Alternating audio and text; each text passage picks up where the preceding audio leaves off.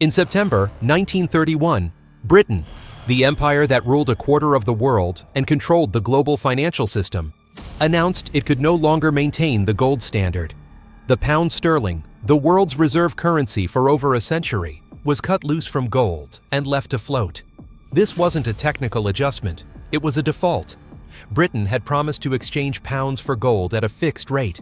When it suspended that promise, it broke a commitment that underpinned the entire global economy. Countries holding pounds as reserves watched their value collapse overnight. The shock rippled across the world. Britain's 1931 default is barely mentioned in history classes. The empire that had lectured the world about fiscal responsibility, that had insisted others honor their debts, had quietly reneged on its own obligations when they became inconvenient. And the crisis that triggered this default reveals how even the most powerful empires crumble when they can no longer pay for their ambitions. This is the story of how World War I destroyed Britain's finances, how the empire tried and failed to restore its pre-war position, and why the 1931 crisis marked the beginning of Britain's decline from superpower to secondary power. Before World War I, Britain was the world's financial superpower. The pound sterling was the global reserve currency. International trade was conducted in pounds. Countries held pounds as reserves. And Britain, through the Bank of England, effectively managed the international monetary system. This power rested on the gold standard. The pound was defined as a specific weight of gold, 4 pounds, 25 shillings per ounce. You could take a pound note to the Bank of England and receive gold in exchange. This made the pound trustworthy and stable. Britain's financial dominance came from its position as the world's largest creditor nation. British investors had lent billions to countries across the world. British banks financed international trade. The City of London was the center of global finance. This system worked smoothly because Britain ran trade surpluses and accumulated gold. The empire imported raw materials and food, but exported manufactured goods and financial services. The balance of payments was positive. Gold flowed into Britain, supporting the pound's value. British living standards were high. The empire stretched across the globe. The Royal Navy protected trade routes. Britain seemed invincible, and the pound sterling was the symbol of that power. Then came World War I. World War I shattered Britain's finances. The war cost £35 billion, roughly 10 times Britain's pre-war national debt. The government had to raise unprecedented sums to fund the military effort. Britain financed the war through 3 sources: taxation, borrowing from its own citizens through war bonds, and borrowing from the United States. Taxes rose sharply. Income tax rates increased from less than 10% to over 30% for the wealthy. New taxes were imposed, but taxation alone couldn't cover the costs. War bonds allowed the government to borrow from British citizens. People bought bonds as patriotic duty, but this transferred wealth from savers to the government and created obligations that would burden Britain for decades. Most significantly, Britain borrowed heavily from the United States. Before the war, Britain had been a creditor. After the war, it was a debtor. The US held billions in British debt, and American banks began replacing British banks in international finance. Britain also had to abandon the gold standard during the war. Gold exports were prohibited. The pound's convertibility was suspended. This was supposed to be temporary, but it marked the beginning of the end for the old system. By 1918, Britain had won the war, but lost its financial supremacy. The United States emerged as the world's largest creditor. Gold had moved from London to New York, and Britain owed enormous debts that would take generations to repay. After the war, British policymakers were determined to restore the pre-war monetary system. In 1925, Chancellor of the Exchequer Winston Churchill announced Britain would return to the gold standard at the pre-war parity of 4 pounds 25 shillings per ounce. This decision was driven by prestige and ideology. Britain wanted to restore the pound's position as the world's reserve currency. City of London bankers wanted to reclaim their dominance in international finance. The gold standard represented Victorian stability and British power, but returning at the pre-war parity was catastrophic. During the war, Britain had experienced inflation. Prices and wages had risen. Returning to gold at the old rate meant the pound was overvalued by about 10%. This made British exports expensive and uncompetitive. British coal, steel, textiles, and manufactured goods cost more than equivalent products from France, Germany, or the United States. British industry struggled to compete. To maintain the gold standard, Britain had to keep interest rates high. This attracted foreign capital, but strangled domestic growth. Unemployment remained stubbornly above 10% throughout the 1920s, while other countries recovered. John Maynard Keynes warned that the return to gold at the pre-war parity was a mistake. He argued the pound was overvalued and Britain couldn't sustain the policy. But policymakers ignored him, believing that restoring gold was essential to British prestige. The high pound and high interest rates depressed the British economy throughout the 1920s. While America enjoyed the roaring 20s, Britain stagnated. Coal miners went on strike, industries declined, and all the while, the gold reserves needed to back the pound were slowly draining away. Throughout the late 1920s, Britain's gold reserves declined. The overvalued pound meant imports exceeded exports. Gold had to be paid out to cover the deficit. The Bank of England kept raising interest rates to attract foreign deposits, but this was a temporary fix. The situation worsened dramatically after the 1929 Wall Street crash. The global economy contracted, international trade collapsed. Britain's exports fell sharply, worsening the trade deficit.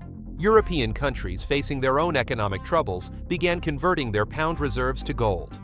France, in particular, demanded gold in exchange for pounds. The Banque de France held large sterling balances and began systematically converting them. By 1931, Britain's gold reserves were dangerously low.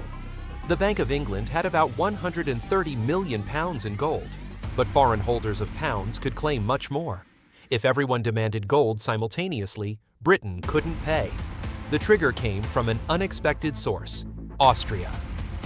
In May 1931, Creditanstalt, Austria's largest bank, failed. The collapse triggered a European banking crisis. Depositors panicked and began withdrawing funds. The crisis spread to Germany, which imposed capital controls to prevent gold outflows. This increased pressure on Britain. If Germany couldn't honor its obligations, could Britain? Foreign holders of pounds began converting to gold, accelerating the drain on British reserves. In July 1931, the May Committee published a report predicting a massive British budget deficit. The report recommended cutting government spending, including unemployment benefits. The political crisis that followed paralyzed the government. Investors interpreted the political chaos as evidence Britain couldn't maintain the gold standard. The run on the pound accelerated. In August alone, Britain lost 60 million pounds in gold reserves, nearly half of what remained. By September 1931, the game was up. Britain had lost so much gold that maintaining the gold standard was mathematically impossible. Something had to give. On September 21, 1931, Britain officially suspended the gold standard. The Bank of England would no longer exchange pounds for gold at the fixed rate. The pound would float freely, its value determined by market forces. The announcement shocked the world. Britain, which had preached fiscal rectitude and demanded that others honor their debts, had defaulted on its central promise, that the pound was as good as gold. The immediate effect was that the pound lost 25% of its value against gold and the dollar. Countries holding pounds as reserves saw their wealth evaporate. India, which held large sterling balances, suffered significant losses. Other empire members were forced to accept devalued pounds. This was effectively a partial default. Britain had promised pounds were worth a certain amount of gold. By changing that promise unilaterally, Britain inflicted losses on creditors just as surely as if it had refused to pay debts. Dozens of countries followed Britain off gold within months. The international gold standard, which had governed global finance since the 19th century, collapsed.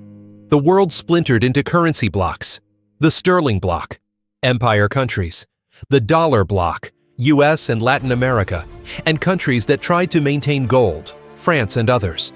For Britain, the short-term effect was actually positive. The devalued pound made British exports cheaper and more competitive. Interest rates could be lowered, stimulating the domestic economy. Unemployment began falling. But the long-term cost was enormous. Britain's reputation for financial stability was shattered. The pound's role as reserve currency was permanently damaged. And British global power, which had rested partly on financial dominance, began its irreversible decline. Britain's default had devastating consequences for the empire. Colonies and dominions held large sterling balances, essentially IOUs from Britain denominated in pounds. When the pound was devalued, these balances lost 25% of their value overnight. India was particularly affected.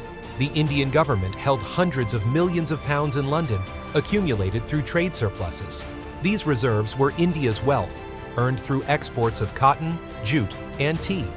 The devaluation reduced this wealth by a quarter. Britain offered no compensation. Instead, it pressured empire members to stay within the sterling bloc, continuing to hold pounds despite the losses. The alternative, converting to gold or dollars, would have accelerated Britain's gold losses and made the crisis worse. This was empire in action. Britain had run up debts during World War I fighting a European conflict.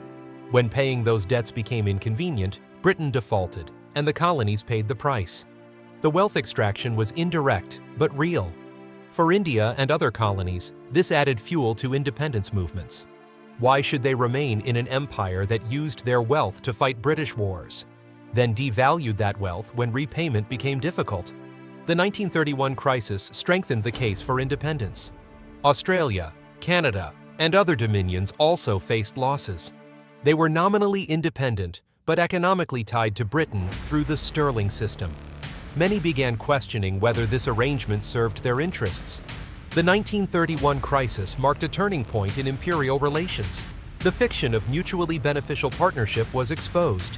The empire was a system for transferring wealth to Britain, and when Britain faced crisis, the colonies paid. Britain's financial crisis triggered political upheaval. In August 1931, the Labour government of Ramsay MacDonald faced impossible choices: defend the pound through brutal austerity, or abandon gold and face international humiliation. The cabinet split. Many Labour ministers refused to accept the spending cuts demanded by bankers and the opposition. MacDonald, instead of resigning, formed a national government with the Conservatives and Liberals, essentially betraying his own party. This national government implemented harsh austerity. Government salaries were cut by 10%. Unemployment benefits were reduced. Taxes rose. The measures were deeply unpopular, but were supposedly necessary to restore confidence in the pound. Ironically, just weeks after implementing austerity to defend the gold standard, Britain abandoned gold anyway. The cuts had been unnecessary, imposed for nothing. This destroyed faith in the political class and economic authorities. The Royal Navy mutinied in September 1931 at Invergordon when sailors learned their pay would be cut. The mutiny, though brief and non-violent, shocked Britain. If the Navy, symbol of British power, couldn't be relied upon, what could? Elections in October 1931 delivered a landslide for the national government. But this was more about fear than support. People voted for stability during crisis. The Labour Party, blamed for the crisis, was nearly wiped out. The political consequence was that Britain turned inward. Empire preference and protectionism replaced free trade. Britain abandoned the global financial leadership it had maintained since the 19th century and focused on protecting its own interests. Who paid for Britain's default and the crisis that caused it? British workers faced unemployment throughout the 1920s as the overvalued pound destroyed industry. Then they faced pay cuts and benefit reductions during the crisis. Colonial populations saw their sterling reserves devalued and were forced to remain in the sterling system to protect British interests. India's wealth was reduced by hundreds of millions. British exporters struggled throughout the 1920s because the overvalued pound made their goods uncompetitive. Industries declined, jobs were lost, and communities were destroyed. Future generations of British taxpayers inherited the war debts and the obligations created by trying to maintain an unsustainable monetary system. Small savers who held pounds saw their purchasing power reduced through devaluation and the inflation that followed. Who profited? British debtors benefited from the pound's devaluation. The government owed billions in war bonds, denominated in pounds. Devaluation reduced the real value of these obligations. Financial interests in the City of London, who pushed for the return to gold, profited during the 1920s from high interest rates and international lending, even as the policy damaged British industry. Wealthy British who held foreign assets or gold saw their wealth increase in pound terms when the pound was devalued. Large landowners and established wealth, who influenced policy, protected their interests even as workers suffered. The political system served those with power and connections. Britain emerged from World War I heavily indebted and financially weakened. Instead of accepting this reality, it tried to restore the pre-war gold standard at the old parity, overvaluing the pound. This policy strangled British industry throughout the 1920s. Gold reserves drained away. When crisis hit in 1931, Britain couldn't maintain the gold standard and abandoned it, defaulting on its promise that pounds were convertible to gold. The colonies and countries holding sterling paid through devaluation. British workers paid through unemployment and austerity. Future generations paid through inherited debts. But British power and prestige couldn't be maintained. Look at modern parallels. Empires and nations often try to maintain positions they can no longer afford. They borrow to sustain living standards or military commitments that exceed productive capacity. They refuse to adjust to new realities until crisis forces their hand. The United States today faces some similar dynamics: large debts, global military commitments, declining industrial base, and the dollar's role as reserve currency creating obligations. The economy may not be able to sustain indefinitely. The pattern is that financial power can't be maintained through prestige or will alone. It requires productive capacity and sustainable finances. When these erode, crisis eventually exposes the gap between appearance and reality. Understand that even the most powerful nations can default when their obligations exceed their capacity to pay. Britain ruled a quarter of the world, but couldn't maintain the gold standard when its finances were exhausted. No nation is immune to financial reality. Recognize that trying to maintain unsustainable policies for prestige leads to worse outcomes than accepting reality earlier. Britain's insistence on returning to gold at the pre-war parity caused a decade of unnecessary unemployment and ultimately failed anyway. Learn that defaults and devaluations transfer wealth from creditors to debtors. Britain's default meant losses for those holding pounds, especially colonial populations who had no choice but to accept devalued sterling. The costs always fall on those with least power.